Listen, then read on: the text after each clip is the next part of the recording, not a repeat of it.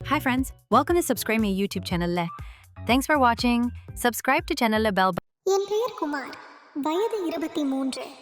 நான் கல்லூரியில் படித்துக் கொண்டிருக்கிறேன். ஒரு நாள் நான் கல்லூரியில் இருந்து வீட்டிற்கு வந்தேன். அப்போது என் அப்பா என்னை அழைத்து, குமார், உன் அத்தைக்கு காலில் அடிபட்டு விட்டதாக எனக்கு தொலைபேசி வந்தது. நீ உடனே அத்தை வீட்டுக்கு சென்று அவளை பார்த்துட்டு வா என்றார். நானும் அதற்கு சரி என்று சொல்லிவிட்டு அன்று மாலையே என் அத்தை ஊருக்கு பேருந்தில் பயணமானேன். என் அத்தையின் பெயர் அனிதா. அவருக்கு வயது 40 இருக்கும். ஆனால் என் அத்தைக்கு குழந்தைகள் ஏதுமில்லை. அவருடைய கணவரும் 2 ஆண்டுகளுக்கு முன்பு இறந்து விட்டார். தற்போது என் அத்தை தனியாகவே வசித்து வருகிறார். நான் பேருந்திலிருந்து இறங்கி என் அத்தை வீட்டுக்கு சென்றேன். அங்கே என் அத்தையின் வீட்டின் வாசல் திறந்தே இருந்தது. நானும் உள்ளே சென்று அத்தை என்று கூப்பிட்டேன். உடனே அத்தையின் குரல், உள்ளே வா குமார் என்று கேட்டது. நானும் வீட்டின் உள்ளே சென்றபோது ஒரு அறையில் என் அத்தை பஜனை செய்ய அவள் அகல் விளக்கை சுத்தம் செய்து கொண்டிருந்தாள். நான் அதை பார்த்து திகைத்து நின்றேன். என் அத்தையை பார்த்து, என்ன செய்து கொண்டிருக்கிறீர்கள் அத்தை என்று கேட்டேன். அவர் புன்னகையுடன், ஏன் குமார், இதை பார்த்தால் உனக்கு தெரியவில்லையா? பஜனை செய்ய நான் அகல் விளக்கை சுத்தம் செய்கிறேன். அப்போதுதான் அதில் திரி ஏற்றி ஒளிரவிட முடியும் என்று கூறிக்கொண்டே அகல் விளக்கை பிடித்து எனக்கு காட்டினார்.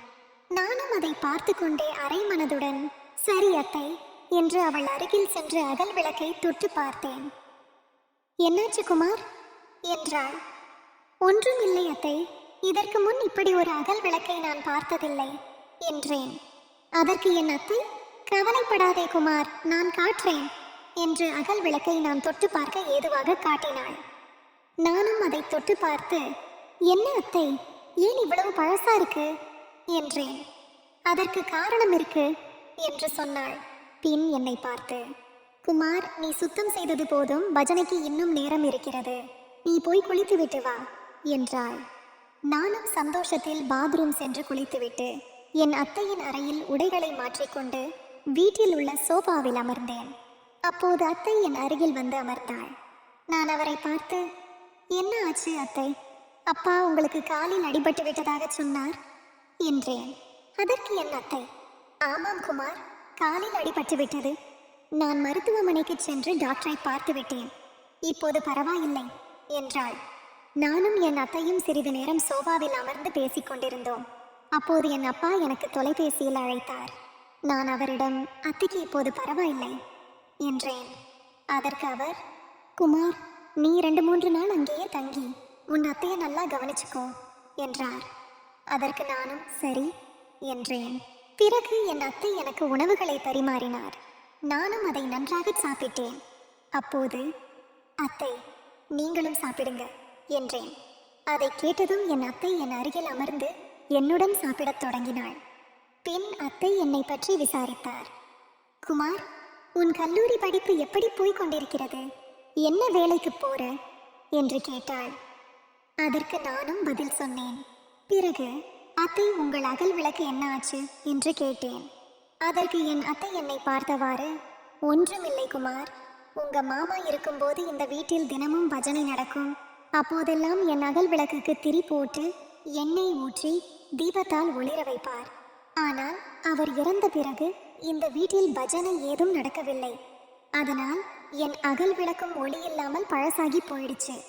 அதை பற்றி நான் யோசித்துக் கொண்டிருக்கும் போதுதான் உன் அப்பா, அதாவது என் அண்ணன், எனக்கு தொலைபேசியில் பேசினார். அப்போது நீ இங்கே வருவதாக சொன்னார். அதனால்தான் நான் முன்னேற்பாடாக உன்னுடன் பஜனை செய்ய என் அகல் விளக்கை சுத்தம் செய்தேன் என்றாள். அதை கேட்டதும் என் மனதிற்குள் அளவில்லா மகிழ்ச்சி. நான் உடனே ஆர்வத்துடன் என் அத்தையை பார்த்து, எப்போது நாம் பஜனை செய்ய போகிறோம் என்றேன். அதை கேட்டதும் என் அத்தை, அவசரப்படாதே குமார், நான் சொல்லும்போது நீ பஜனையை தொடங்கலாம் என்றாள். நானும் சரி என்றேன். பின் என் அத்தை சமையல் அறைக்கு சென்றாள். பின் அங்கிருந்து, குமார், உனக்கு காஃபி வேணுமா என்று கேட்டாள். அதற்கு நானும், வேணும் அத்தை என்றேன். பின் அவர் ஒரு கோப்பையில் எனக்கு காஃபி கொடுத்தார். நான் அதை குடித்துக்கொண்டே அவருடன் பேசிக்கொண்டிருந்தேன். அப்போது என் அத்தை, குமார், கடைக்கு போகணும், நீ வரியா, நாம் போயிட்டு வரலாம் என்றாள். நானும், சரி வாங்க போகலாம் என்று நானும் என் அத்தையும் கடைக்கு சென்று அன்று பஜனைக்கு தேவையான பூக்கள் மற்றும் இனிப்புகள் வாங்கினோம். இரவு 9 மணி அளவில் நாங்கள் இருவரும் வீட்டுக்கு திரும்பினோம். என் அத்தை குளித்துவிட்டு பஜனை செய்ய வந்தாள். நான் அவளை பார்த்தபோது 30 வயது நடிகை சுகன்யா போல் இருந்தார். என்னால் என் கண்களை நம்பவே முடியவில்லை.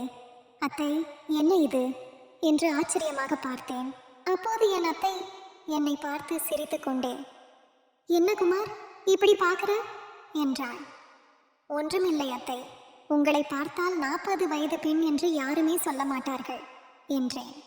அதற்கு அவள், ரொம்ப புகழாதே, சரி வா, பஜனைக்கு நேரமாகிவிட்டது, நாம் பஜனையை தொடங்கலாம் என்றாள். நானும் என் அத்தையும் பஜனை செய்ய ஆரம்பித்தோம். அப்போது என் அத்தை அகல் விளக்கை எனக்கு காட்டி அதில் தீயை ஏற்றி எண்ணெய் ஊற்றச் சொன்னாள். நானும் அவள் சொன்னது போல் செய்தேன். அப்போது என் அத்தையின் அகல் விளக்கு பளபளப்பாக ஒளியில் மின்னியது. அதை பார்த்து என் அத்தையின் முகத்தில் புன்னகையும் மலர்ந்தது. குமார், இன்று உன்னால் தான் இந்த வீட்டில் பஜனையின் ராகங்கள் ஒலிக்கிறது என்று மகிழ்ச்சியுடன் சொன்னாள். பின் நாங்கள் இருவரும் 1 மணி நேரம் பஜனை செய்து முடித்தோம். பின் என் அத்தை, குமார், எனக்கு தூக்கம் வருது, நான் என் அறைக்கு தூங்கப் போகிறேன் என்று சொல்லிவிட்டு என் அத்தை சென்று விட்டாள். நானும் பஜனை செய்த மகிழ்ச்சியில் என் அறைக்கு சென்று தூங்கிவிட்டேன். மறுநாள் காலையில் அத்தை காபி கோப்பையுடன் என்னை எழுப்பினாள். பின் அதை பிடித்துக்கொண்டே நான் சோபாவில் அமர்ந்தேன். அப்போது என் அத்தையை பார்த்து, அத்தை, நீங்க மாமா இல்லாம இந்த வீட்டில் ரொம்ப கஷ்டப்படுறீங்க, அது வேண்டாம், எங்க வீட்டுக்கு வந்துடுங்க என்றேன். அதற்கு என் அத்தை, அதெல்லாம் வேண்டாம் குமார், நான் இங்கேயே இருக்கிறேன் என்றாள். வேண்டாம் அத்தை, தனியாக கஷ்டப்படுவது எனக்கு கஷ்டமாக இருக்கு, மேலும் பஜனைக்கு உதவி செய்ய உங்களுக்கு ஆள் வேண்டும் என்றேன். அதற்கு அவள் சிரித்தவாறு, அதற்குத்தான் நீ இருக்கியே என்றாள். நான் அப்படியா, சரி வாங்க, நாம் இப்போது பஜனையை தொடங்கலாம் என்றேன். அவளும் சிரித்துக்கொண்டே சரி என்றாள். இருவரும் பஜனை செய்தோம். பஜனையின் ராகங்கள் எங்களின் வீடு முழுவதும் ஒலிக்கத் தொடங்கின. ஒரு வழியாக பஜனை முடிந்தது. அப்போது என் அத்தை என்னை பார்த்து, குமார் வா, நாம் மாந்தோப்புக்கு சென்று வரலாம் என்றாள். நானும் கிராமத்தில் உள்ள பசுமையான இடங்களை ரசிக்கும் ஆவலுடன் சரி என்றேன். பின் நாங்கள் இருவரும் பசுமையான வயல்வெளிகளை பார்த்து கொண்டே மாந்தோப்பிற்கு சென்றோம். அங்கே நிறைய வேலையாட்கள் வேலை செய்து கொண்டிருந்தார்கள். என் அத்தை அங்குள்ள சில வேலையாட்களுக்கு சில வேலைகளை கொடுத்துவிட்டு ஒரு மரத்தில் பழுத்த மாம்பழங்களை பறித்து கொண்டிருந்தார். அப்போது, குமார், இந்த மாம்பழத்தை சாப்பிடு என்றாள். நானும் அதை வாங்கி ருசித்து பார்த்தேன். இப்படி ஒரு மாம்பழத்தை என் வாழ்நாளில் நான் சாப்பிட்டதே இல்லை அத்தை என்றேன். அதை கேட்டதும் அவர் சிரித்து கொண்டே, இதைவிட இனிப்பான பெரிய மாம்பழம் இருக்கு, உனக்கு வேணுமா என்றாள். நானும் அதை கேட்டு, சாப்பிட வேண்டும் அத்தை என்றேன். சரி, நான் தருகிறேன், நேரமாச்சு, வா வீட்டுக்கு போகலாம் என்றாள். நாங்கள் இருவரும் வீட்டுக்கு நடந்து போகும்போது நடக்கப் போகும் பஜனை பற்றி அத்தை தெளிவாக விளக்கினாள்.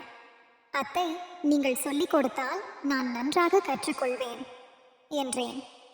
அதற்கு என் அத்தை என்னை பார்த்து, குமார், நீ இங்கே இருக்கிற இந்த 3 நாட்களில் நான் உனக்கு பஜனையை பற்றி தெளிவாக சொல்லிக் கொடுக்கிறேன் என்றாள்.